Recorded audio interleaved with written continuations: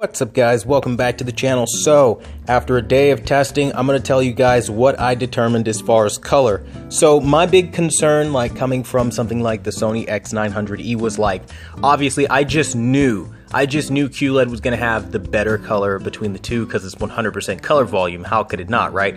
Well, as it turns out, I calibrated both the D65 white using the Kalman software, and I'm telling you right now, the Sony X900E not only has more shades of color, but also it gets more vibrant. It was like a complete paradox. And no, I do not have a defective unit. I'm telling you right now today, this is just the difference you're gonna see if you buy this product. So don't trust me, don't take my word for it, go pick it up and you'll see yourself what I'm talking about. Look at the difference in between. I mean, and by the way, you're gonna have to go full screen because I am doing this, shooting this vertical because that's how I did the little pictures here, so you could see them both in the same frame.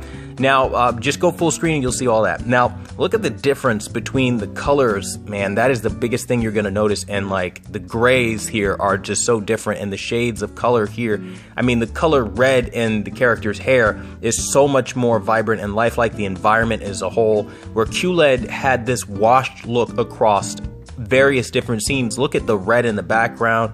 The faces, they have a more warm tone to them. You can actually see the highlight on the side of the face, the different color from the actual face, where, you know, it's just pale and kind of paletry. I mean, yes, it's brighter, but the brightness does not do anything to help the shades of color here. And again, looking at it in a different sense, you see the depth of the Sony 900E. And this is a TV from 2017 right now that's like, what, $999 or something like that? Compared to a TV that after taxes, I just paid like, what was it, like 1,800 bucks, a little over 1,800, like $1,818 or something like that.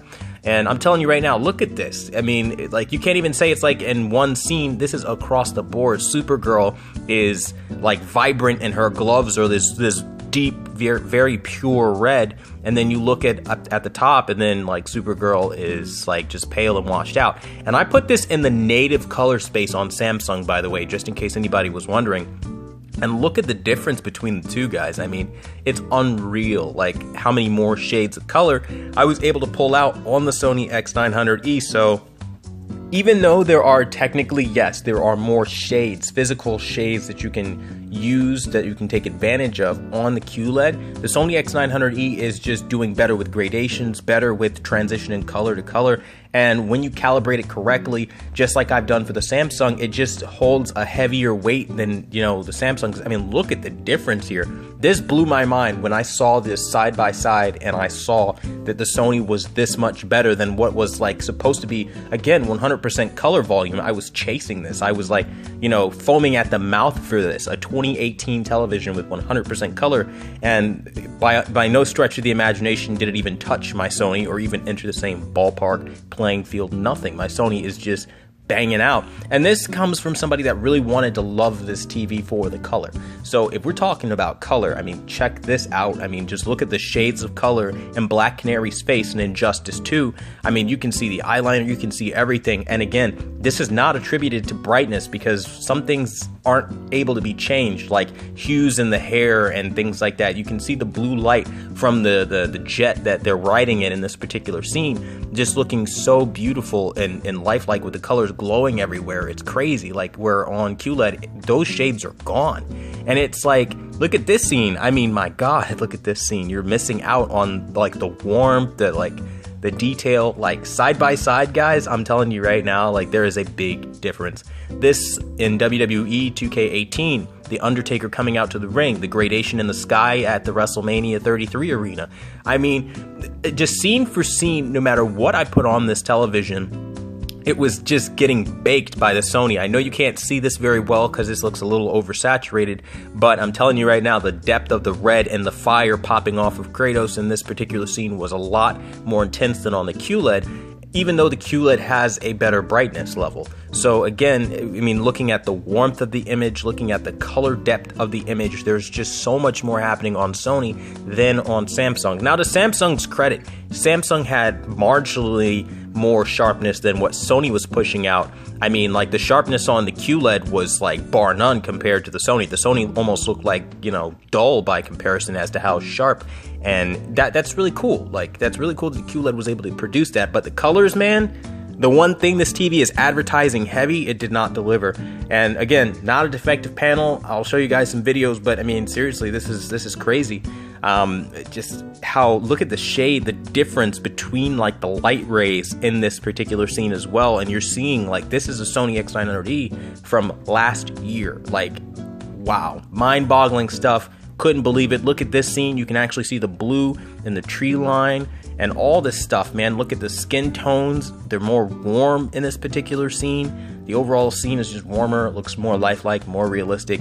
And this is across the board. I mean, every scene, and I even put some of my carpet in the scene so you can see, like, I'm not doing anything funny with the lighting or anything like that. This is legit just what it looks like. There is a big difference, right? Like, it's absolutely crazy. Like, the color, my God, like, there's a big difference. And again, I'll go back to this picture, and so you guys can see, like, this is legit, like, not me playing around with, like, shutter speeds or anything, or putting any kind of filters or effects in a dark room. This is legit, like, what you're going to get, guys. I mean, it's big. So, what's the takeaway here? The takeaway is this: if you want something that's going to have the best color and the best contrast, you're going to have to go to Sony over Samsung. I mean, especially at this price point, unless you're willing to go pay $4,000 for a Q7FN, which will be amazing. But again, I haven't put it against the 900E yet either. But I think it would beat it. But again, it's one of those things, I have to see it myself.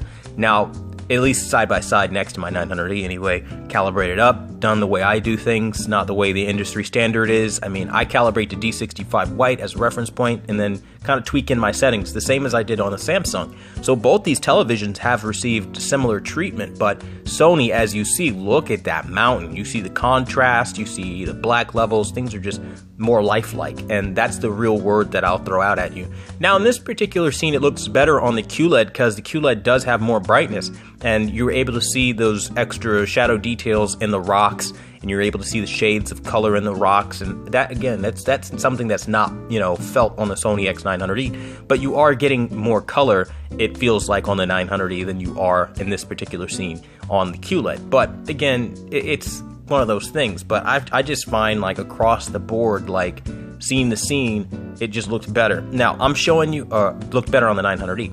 Now, I'm showing you guys the pedestal of the Q7F at the top and the pedestal of the 900E at the bottom, so you can see that all these images are real. You see the gigantic One Connect box of the Samsung.